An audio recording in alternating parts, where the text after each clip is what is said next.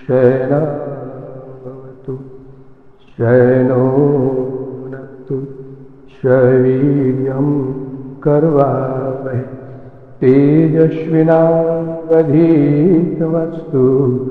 मा विद्विषावहै। ओम शांति शांति शांति। अखंडमंडलाकारं व्याप्तं येन चराचरं तत्पदं दर्शितं येन तस्मै श्रीगुरुवे नमः। गुरुर्ब्रह्मा गुरुर्विष्णु गुरुर्देव महेश्वर गुरुसाक्षात् परब्रह्म तस्मै श्रीगुरुवे नमः। तस्मै श्रीगुरुवे। जय आनंद जय आनंद जय आनंद जय आनंद जय। इसकी इस एकादशी की पावन बेला में समस्त गुरुजनों की तरफ से भरपूर आशीर्वाद। पिछली एकादशी को हम लोगों ने योग चतुष्टय के अंतर्गत मंत्र योग की क्रियाएं की और आज मंत्र योग की आखिरी क्रिया है।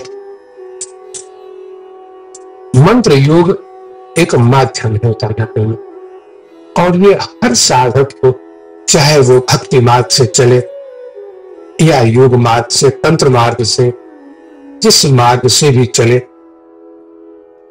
मंत्र का सहारा उसको लेना ही पड़ेगा। पिछली एकादशी को मैंने बताया था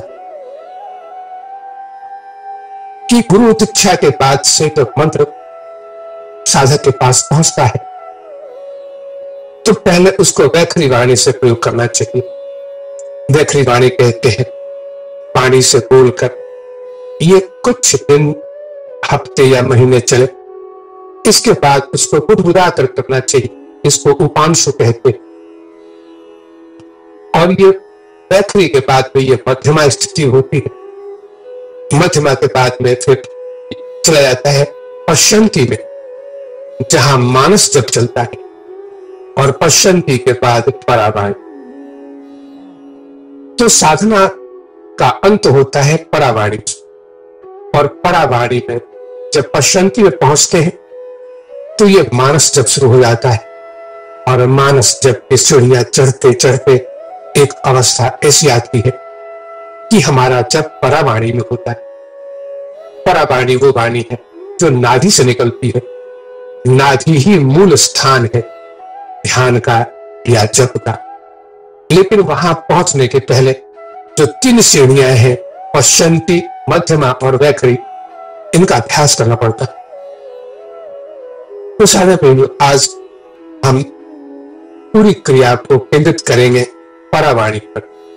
परावाणी कहते हैं अजपा जप को। जब तक जप आपका चलता है वाणी के माध्यम से, मानस से, तब तक मानस में पहुंचकर फिर भी फल देता है। लेकिन वैखरी में और मध्यमा में यह फल नहीं दे पाता। इसके बारे में हम आगे जानेंगे। देखिए, साधक जब तक परावाणी में नहीं पहुंचता है तब तक आत्मा का दर्शन नहीं होता। आत्मा का स्वरूप तभी पता लगता है। आत्मा का मतलब है परमात्मा। परमात्मा का प्रत्यक्ष दर्शन, अनुभव तभी होता है जब स्वतः ही परावाणी में पहुंच जाए।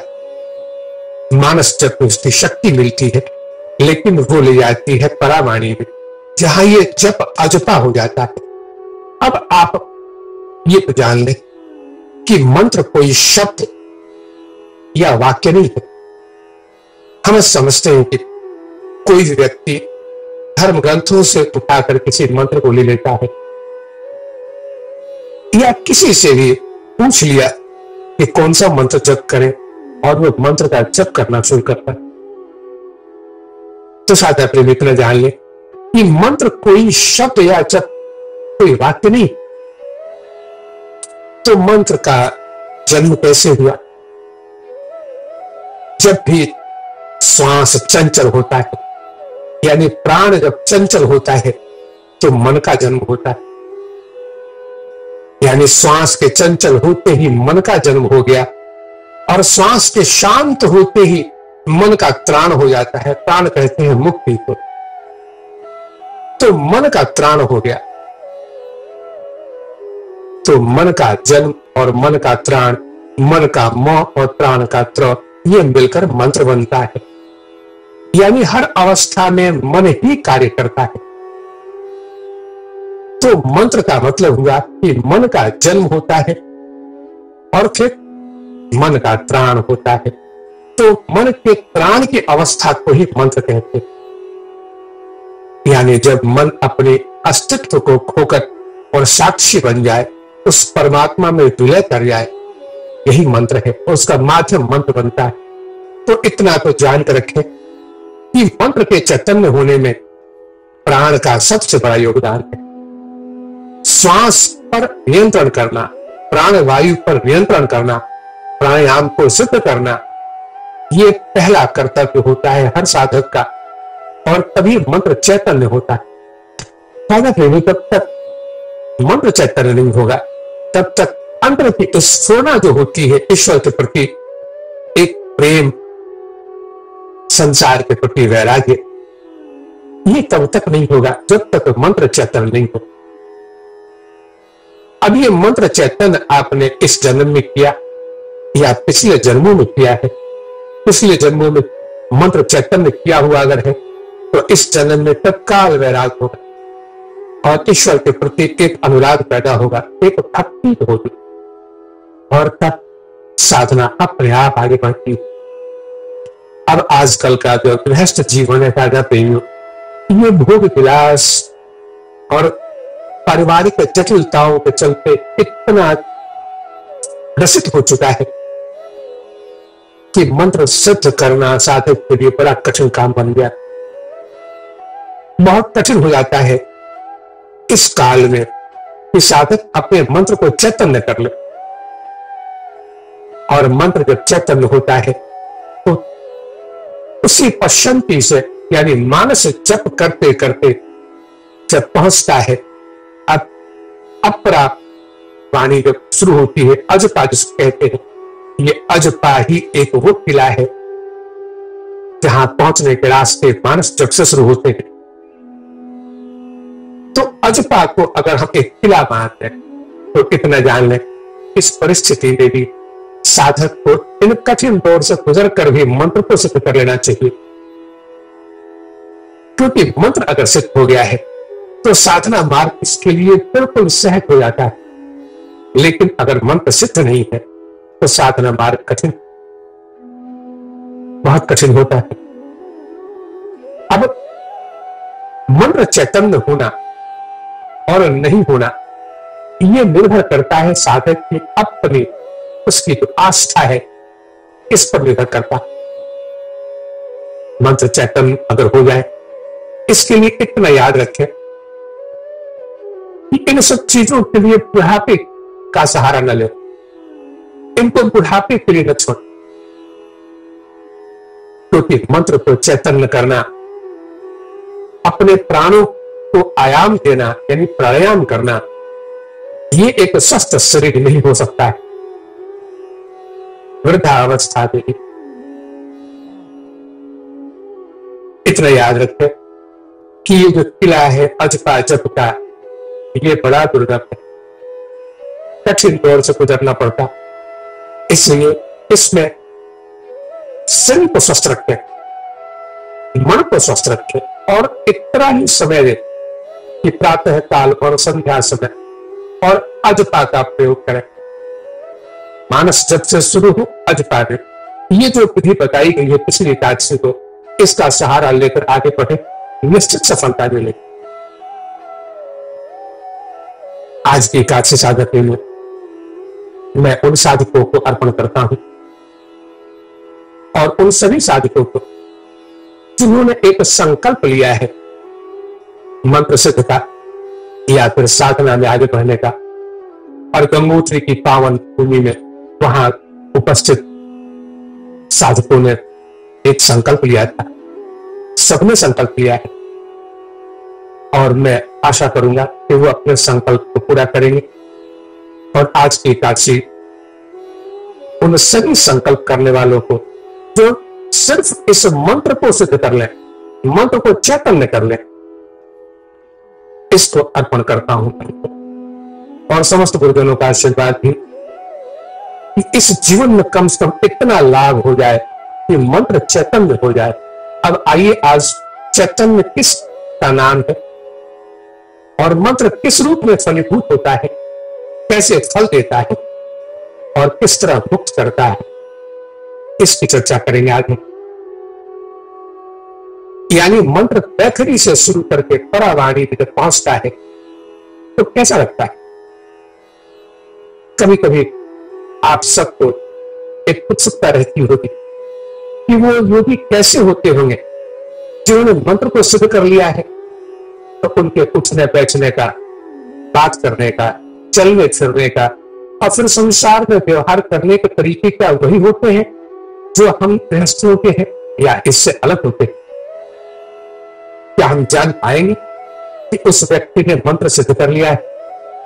आइए इसको समझे आज, और इतना जान के रखें कि जीवन की भाग दौड़ में कितना भी अपने आप को डाल कर रखें, इस चक्की में कितना भी पिसते चले जाए, जब तक मंत्र को चैतन्य नहीं करेंगे तो ना ही ये संसार का ऋण मुक्त होता है, ना ही गुरु का, क्योंकि गुरु से मंत्र लिया है आपको और आपका धर्म है उस मंत्र को कम से कम इतना चैतन्य कर ले कि इसकी शक्ति अगले शरीर में तो पहुंच जाए। तो आइए आज जाने कि ये अजपा जब क्या चीज है और कितनी बड़ी शक्ति छिपी होती है इस अजपा में। देखिए, जिस दिन आपको गुरु मंत्र मिला था दीक्षा के समय, अगर वो मंत्र आज भी सिर्फ बैखरी वाणी का विषय है या उपांशु का और फिर माला पे ही चलता रहा है अभी तक, जब तक वो मंत्र माला पे चल रहा है और माला से आगे नहीं बढ़ पाए हैं, यानी वो मानस नहीं बन पाए हैं अभी तक, तो उस अवस्था को कहते हैं सुप्तावस्था, यानी वो जप की सुप्तावस्था, मंत्र की सुप्तावस्था। और मंत्र जब सो रहा होता है तो वो जब जगा नहीं है तो फल कैसे देगा? तो मंत्र फल नहीं देता। अब इसका नियम ये है कि कम से कम 15 माला का नियम लेना चाहिए। इस यात्रा में परावाणी तक पहुंचने का, परावाणी एक वो दुर्गम तीर्थ है जहां लोग चल के जाते हैं, उसकी शुरुआत करनी चाहिए 15 माला से। 15 माला जो है इसका जब शुरू होता है तो जब की 15 टूटती, मंत्र जो सो रहा है इसकी 15 टूटती है, इसकी नींद खुलती है, चेष्टा होती है, कभी खुलती है, कभी फिर सोता है, तो उसमें एक चेतनता जगती है। और जिस दिन शुरुआत हो गई इस 15 माला के नित्य नियम को 24 घंटे में कभी भी 15 माला जप लें। इसका कोई नियम नहीं है कि एक साथ सुबह भी जप करना है या शाम को करना है, कभी भी जब भी वक्त मिले, लेकिन नियम ये है कि पूरी चेतनता से जप होना चाहिए। तद जपस तदर्थ भावनम, मैं बार बार कहता हूं, धर्म ग्रंथों ने कहा है कि सिर्फ उंगलियां माला पर चल रही हो तो ये जप नहीं है, मन को लगाना पड़ेगा उसको, और मंत्र को मानस रूप में सुनते रहें और भावना करते रहें। तो ऐसा 15 माला अगर पूरे चेतनता की अवस्था में हो जाए तो मंत्र की तंद्रा अवस्था टूटती है। और जिस दिन ये 25 माला हो जाए उस दिन त्रिपुटी टूटती। त्रिपुटी कहते हैं कि ध्याता, ध्यान और भेद। मैं ध्यान कर रहा हूं, मैं माला को जप रहा हूं, ये माला है, ये मंत्र है, ये जो भान बना रहता है ये टूटता है। और साधक जिस दिन 25 माला से तंद्रा टूटती है उस दिन साधक के सामने एक अद्भुत कुछ चीजें अद्भुत आनी शुरू होती है। अब उसका मन उस जप में लीन होना शुरू होता है। लगातार मन मंत्र के साथ चलता रहता है। मन को शांत करना पड़ता है। मन जब शांत होता है तो माला का स्वर भी लगातार सुनाई पड़ता है और तब मन का लय होता है और तब एक रस मिलता है। और इसका सबसे बड़ा लाभ होता है कि प्राणों का आना जाना कम होने लगता है। यानी ये श्वास लेना और छोड़ना, ये जब लय बना रहता है तो मंत्र के साथ श्वास लेना और छोड़ना ये लगातार बनता रहता है। लेकिन जब 25 माले के साथ में जब जागरण होता है तब ये लेना कब हुआ, छोड़ना कब हुआ, मंत्र किस गति में चल रहा है, एक नशा होता है। और तब एक नशा, एक आनंद के उस स्रोत के साथ बहता है। और साधक जो तब ऐसा लगता है कि एक अद्भुत प्रवाह है नदी का।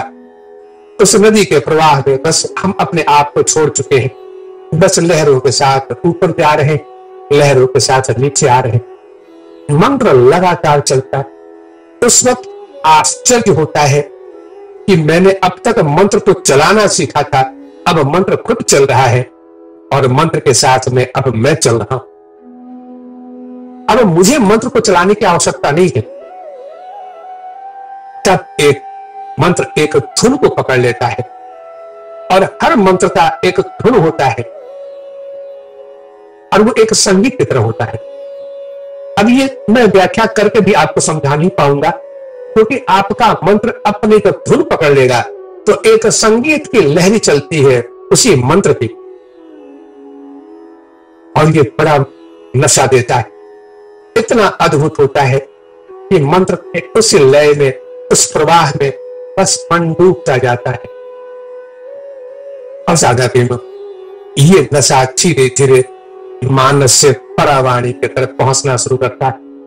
और जब परावाणी में पहुंचता है तब उस नशे की पराकाष्ठा होती है कि एक आनंद में डूब जाता है, एक अपूर्व आनंद। उस आनंद को वर्णन करना बड़ा कठिन होता है। और तब कभी आपने अनुभव किया होगा कि कोई संत महात्मा अचानक उनकी कुटिया में आप चले गए तो उनकी मनोदशा देखकर आपको लगता है कि इस सृष्टि का जितना आनंद है सब इनके चेहरे पर। एक अद्भुत आनंद। कभी अच्छे साधक के चेहरे को अध्ययन करें जब वो अपने उस नशे में डूबा हो तो आपको लगेगा कि दुनिया का सारा सुख फीका है इसके साथ। साधा प्रेम, जब ये नशा होता है मंत्र का, जब ये नशा शुरू होता है तो लगता है कि बस इसी प्रवाह में डूबते रहे। अब फिर लौटते रहे। उस पर लगता है कि सागर की गहराई भी कम है जितना गहरा इसमें आनंद है। पर्वत की श्रृंखलाएं भी कम ऊंची है जितनी ऊंचाई इस पर, और हजारों सूर्यों का प्रकाश, यही अजपाजब। और जिस दिन भी आप चेष्टा करेंगे निश्चित रूप में तब इतना अवश्य है कि इसमें अगर साधक के अंदर में तन्मयता है, अगर वो गृहस्थी में है और सुबह शाम का नियम पक्का है तो 1 वर्ष में निश्चित ये मंत्र सिद्ध हो जाएगा और अजपा हो जाए। और अजपा के बाद आपको कुछ नहीं करना, मंत्र खुद आपको, जब ये मंत्र चलता है तो शरीर की सुध बुध नहीं रहती है साधक पे। अब शरीर कहां है, कैसे है, श्वास ले रहा है नहीं ले रहा है, कुछ भी परवाह नहीं है। तो जब ये अजपा चलेगा और आप संसार में अपने गृहस्थी धर्मों को अपनाते हैं, उस वक्त अजपा स्वयं अनुमति दे देगा कि अब मैं रुकता हूं, अब आप जाओ गृहस्थी के धर्मों को अपनाओ, फिर संध्या के समय फिर आना, फिर बैठेंगे।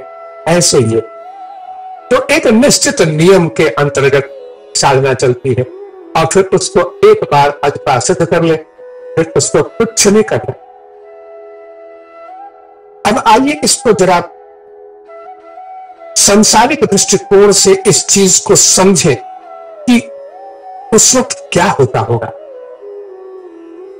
ये कैसे होता है, प्रकृति के किस नियम के अंतर्गत ये होता है, इसको जानना जरूरी है।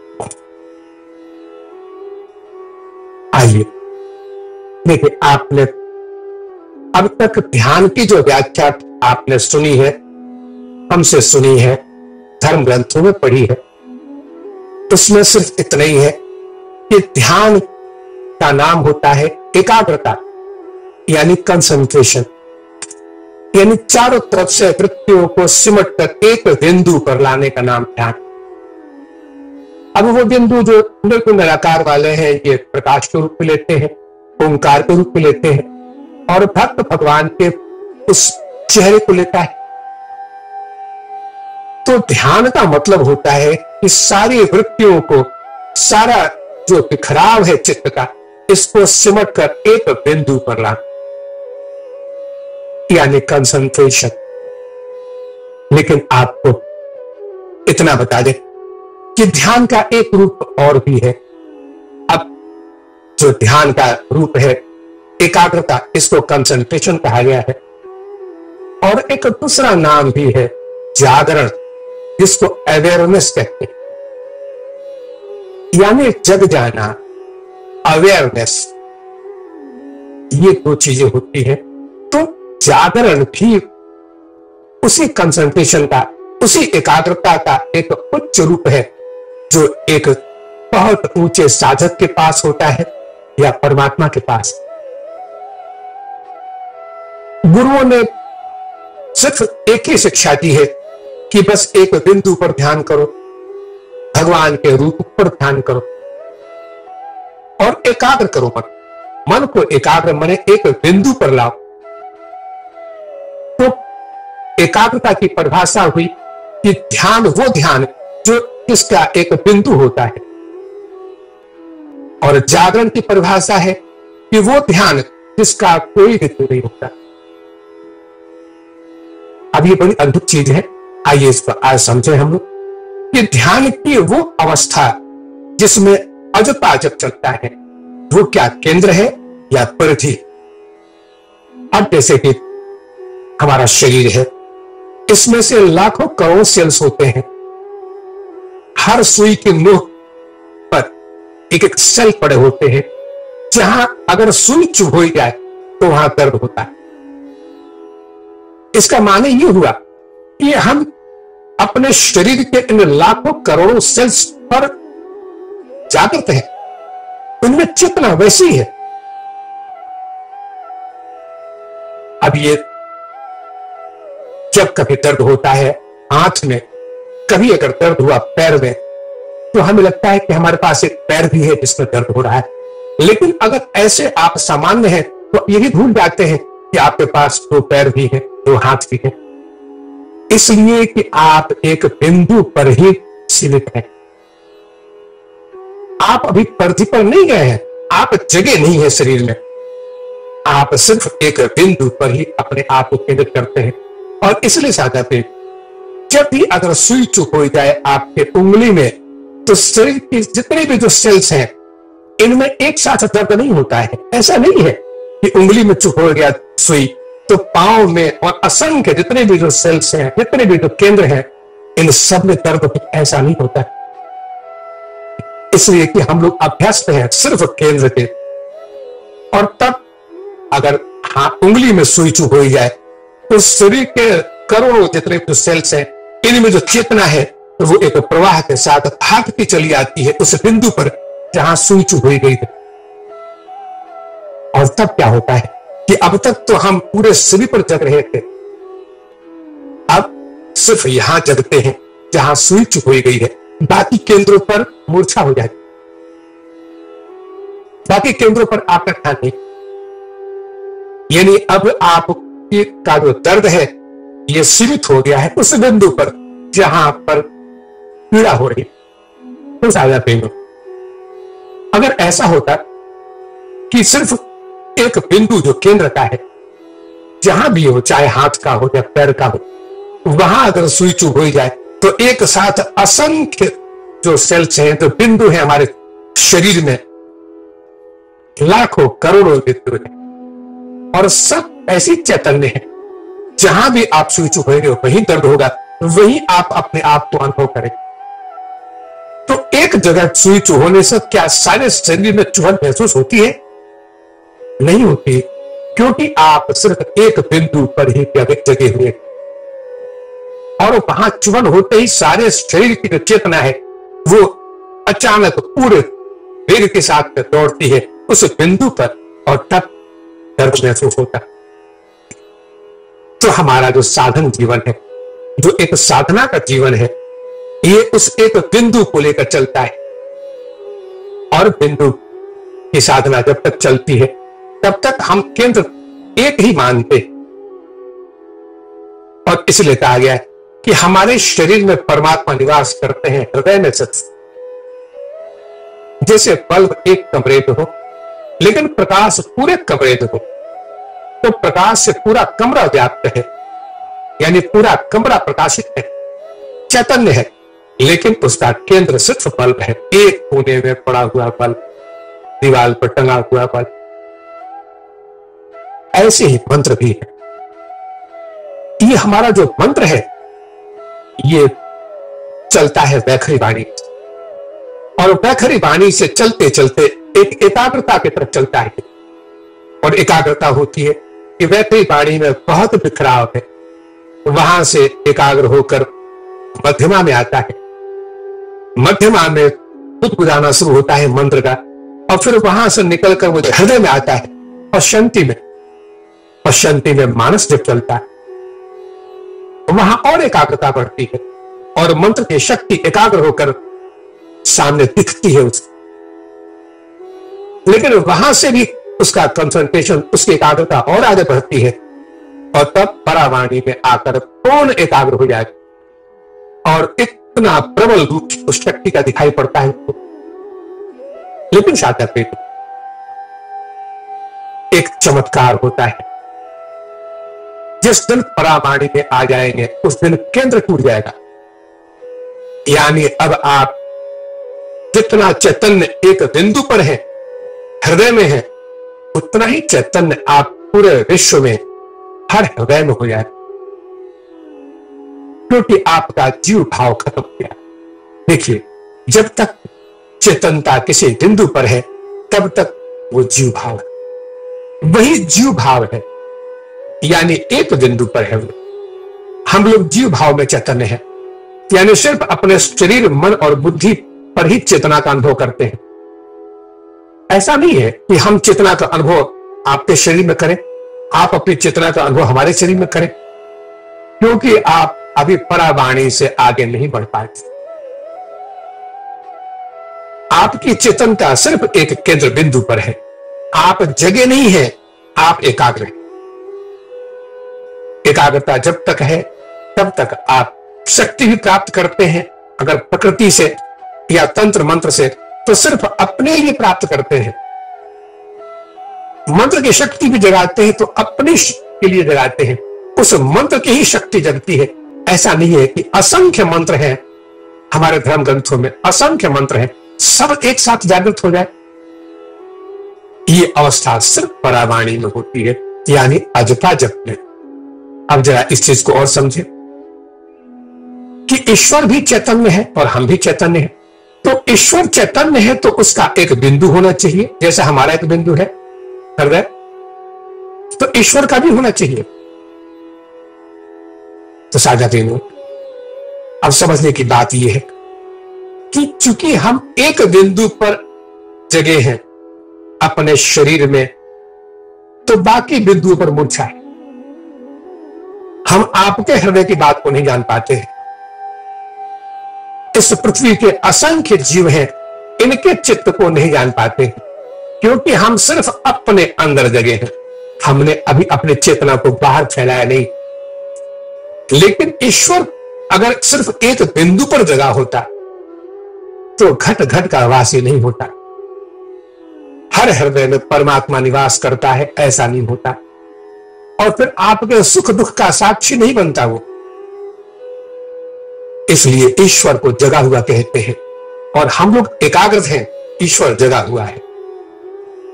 तो एकाग्रता में और जागरण में सिर्फ इतना ही फर्क है कि अभी हम एक बिंदु पर हैं, चाहे हम संसारिक व्यवहार में हो या साधना में हो, मंत्र जप में हो, जिस पर भी हो, हम एकाग्र हैं, यानी कंसंट्रेशन को हम लेकर चलते हैं।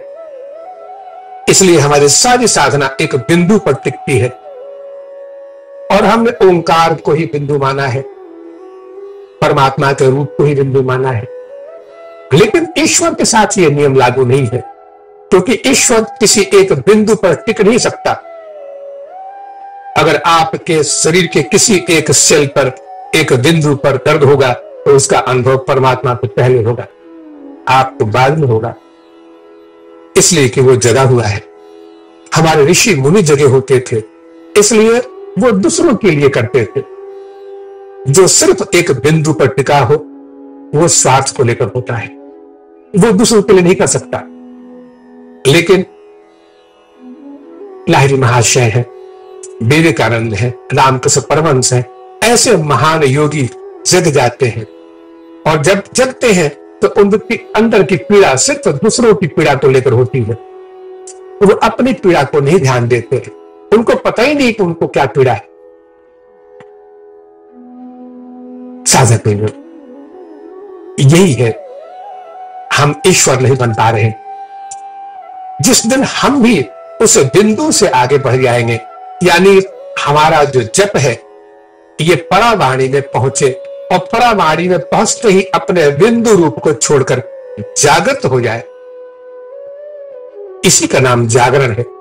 बार बार जब शास्त्रों ने कहा है कि मंत्र को जगाओ, मंत्र को चैतन्य करो, इसका माने ये नहीं है कि मंत्र कोई ऐसा जीव है जो जग जाएगा तो आपको फल देगा। सिर्फ आप उस मंत्र पर नहीं जगेंगे, आप संसार के सारे मंत्रों पर जग जाएंगे, संसार के हर व्यक्ति में जग जाएंगे, और यही है ईश्वर। तो हम ईश्वर तब तक नहीं बन पाते जब तक हम जगते नहीं हैं। एकाग्रता में और जागरण में वही फर्क है, और मंत्र जागृत होना चाहिए, मंत्र को चैतन्य बनाकर जागृत कर दे, तब सब कुछ आपके सामने है। देखिए, संसार में हम सभी लोग किसी न किसी गृहस्थी के एक धर्म का निर्वाह करते हैं। आप में से कुछ डॉक्टर हैं, कुछ इंजीनियर हैं, कुछ, तो हर व्यक्ति अपने एक सामाजिक उत्तरदायित्व को लेकर जीता है, यानी वो सिर्फ एक बिंदु पर जी रहा है। ध्यान से सुने इस चीज को। इस चीज को मैं पिछले काल से कोई भाव जगा था, और बद्रिकाश्रम में ये था, मैं अर्पण करता हूं इस चीज को, और वही चीज मैं आपको दे रहा हूं। हम में से हर व्यक्ति एक सामाजिक उत्तरदायित्व को लेकर जीता है। हर व्यक्ति, उसके सामने उसकी जिम्मेवारियां हैं, गृहस्थी की हैं, समाज की हैं, परिवार की हैं, दूसरों के लिए भी है। इन सब के बावजूद भी सिर्फ एक केंद्र बिंदु पर जगता है, यानी सिर्फ एक केंद्र, उस केंद्र से लगे हुए जितने लोग हैं, पुत्र हैं, परिवार है, माँ बाप, भाई बंधु, इनके लिए जीता है। ये केंद्र है। हम कहते हैं कि आप सारे दिन अपने केंद्र में रहें। मान लीजिए सुबह में आधे घंटे या 15 मिनट ही कभी भावना करें कि हम इस केंद्र से बंधे हुए हैं, लेकिन क्या हम वही हैं? तो अपने आप को 15 मिनट के लिए रामकृष्ण परमहंस बनाएं, और सचमुच जैसा आपने पढ़ा है ग्रंथों में, उनके चरित्र को वैसा खुद बन जाए। भावना से रोम रोम में अपने आप को अनुभव करें कि मैं ही विवेकानंद हूं, मैं रामकृष्ण परमहंस हूं, मैं ही भगवान कृष्ण हूं, मैं ही राम हूं। हमारी नारी समाज में गृहस्थी तक ही सीमित कर देती है। वो लक्ष्मी है, वही सरस्वती है, वही देवी है, लेकिन उसको फुर्सत नहीं कि कभी 2 पल बैठ के अपने लक्ष्मी रूप में बैठे कुछ देर। उसका रोना सिर्फ संसार को लेकर। अमुक कष्ट है, ये कष्ट है, मां दुर्गा को, मां लक्ष्मी को, मां सरस्वती को कोई कष्ट है, वही तो है। क्या अंतर है? आप एक बिंदु पर जी रहे हैं, वो परिधि पर जी रहे हैं, वो पूर्ण जागृत है, आप सुप्तावस्था, लेकिन कोई फर्क नहीं है आप दोनों में। तो इस अवस्था के लिए कौन जिम्मेवार है साधना करने? इस बिंदु को कम से कम आधे घंटे के लिए रोज तोड़े, अनुभव करें, बहुत आनंद है। इस आनंद में कम से कम और नहीं तो आधे घंटे डूबे रोज, खुद अनुभव करें इस चीज को। और इतना जान लें, एक सिद्धांत ये होता है कि धरती के अंदर तो ना मीठा है ना नमकीन है। कोई मिट्टी कभी खाकर देखें आप, लगता है मीठा आपको? नमकीन लगता है क्या? उसमें है मिर्च, लेकिन मिर्च का बीज जो बोएंगे तो वो जो पौधा है उस धरती से ही उस कड़वापन को खींचता है। नीम का पत्ता हो, करेला हो, ये कड़वापन खींच लेता है उसी मिट्टी से। और आम का वृक्ष हो या सुंदर सुंदर फल हो, ये सब इसी पृथ्वी से उस मीठे रस को खींचते हैं। गन्ना पूर्णतः उस रस को खींच लेता है। तो इसमें उद्देश्य तो यह है कि उस मिट्टी में कुछ नहीं है, सिर्फ आपकी भावना ही सब कुछ खींच लेती है, आपके संस्कार ही खींचते हैं। आप जब तक अपने आप को गृहस्थी का वही कोल्हू का बैल मानते रहेंगे, तब तक कहां मिलेगा वो रस? अरे 10 मिनट अनुभव करें अपने आप, 10 मिनट भूल जाए कि आप कौन है। गृहस्थी की आपकी का जो परिचय है, पहचान है, क्या है, इसको 10 मिनट के लिए भूल जाए और पूर्ण चैतन्य होकर अपने आप को बैठाएं उसी आसन पर और अनुभव करें कि आप ही वो पूर्ण चैतन्य ब्रह्म, वो विराट स्वरूप आप ही हैं। देखिए, अगर इस चीज को हम सिर्फ मान लें कि हमारा जीवन दूसरे के आश्रित है, तो जीवन में शांति कभी नहीं हो सकती। दूसरे के आश्रित तो कभी जीवन नहीं होता है। जीवन अपने कर्मों के आश्रित है, प्रारब्धों के आश्रित है या परमात्मा के आश्रित है। परमात्मा को मानस रूप में कुछ देर के लिए स्वीकार करते हैं, प्रारब्धों के इस इतिहास को तो आप स्वीकार भी नहीं करते। तो फिर दुखों का निवारण कौन करेगा? इसलिए कहता हूं, अपने स्वरूप में 10 मिनट बैठे, उस 10 मिनट में ही जैसे कि गन्ने का रस खींच लेता है पृथ्वी से सारे गुण और मीठा हो जाता है, वैसे ही आप 10 मिनट में ही जो अपूर्व एक शांति आपके अंदर में है, अपूर्व प्रेम है, आनंद है, इसको पूरी तरह खींच सकते हैं। करके देखें, बहुत आनंद है, आप आनंद स्वरूप हो जाएंगे। देखिए, हम लोग इन सब चीजों को मानते हुए चलते हैं कि हमसे नहीं होगा, क्योंकि कैसे हम मान ले कि ईश्वर है, कैसे मान ले कि हम लक्ष्मी है, हमें सरस्वती है। आइए कथा सुनाता हूं, एक जुलाहे की कथा सुनाता हूं। एक जुलाहा था और वो कपड़े बनाने वाले मिल में काम करता था। उसकी पत्नी रोज उसको टिफिन बनाकर देती थी, पराठा और सब्जी बनाकर टिफिन में भर के देती थी, और जुलाहा रोज ले जाता। और टिफिन जब होता है मिल का तो सभी बैठ के खाते, ये भी अपना डब्बा खोलता और खाता, पराठा और सब्जी रोज देती थी। एक दिन जब डब्बा खोला और सभी खा रहे थे, तो ये भी खाना शुरू किया और सी सी की आवाज करता था। बगल में खा रहे उसके मित्र ने कहा कि क्यों आज सब्जी में मिर्च लगता है बहुत ज्यादा डाल दी है भाभी ने, आज घर वाले ने बहुत मिर्ची डाल दी होगी। उसने कहा कि तुम मिर्ची की बात करते हो, आज उसने सब्जी ही नहीं डाली। अरे उसको बड़ा आश्चर्य हुआ, सब्जी नहीं डाली तो फिर ये सीसी की आवाज क्यों करता है? बोला हमने तो कल्पना से सब्जी बनाई है, हमने भावना से सब्जी बना ली कि बगैर सब्जी के कैसे खाएंगे। तो बोला कि अच्छा, अगर कल्पना से ही बनाना था पगले तो मिर्ची जरा कम डालता इसमें। बोला कैसे कम करता? जो रोज खाता था वैसे बना पाया ना। अब पत्नी जैसे बनाती थी वैसे बना पाया मैं।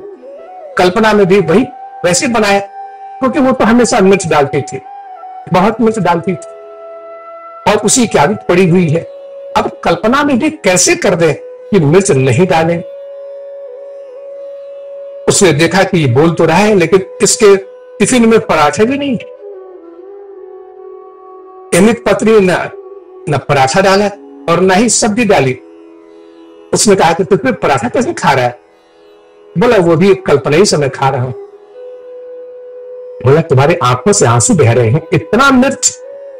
अरे पगले, अगर कल्पना से ही बनाना था तो हलवा बनाया होता, खीर बनाया होता, पूरी बना लिया होता, मालपुआ बना लिया होता।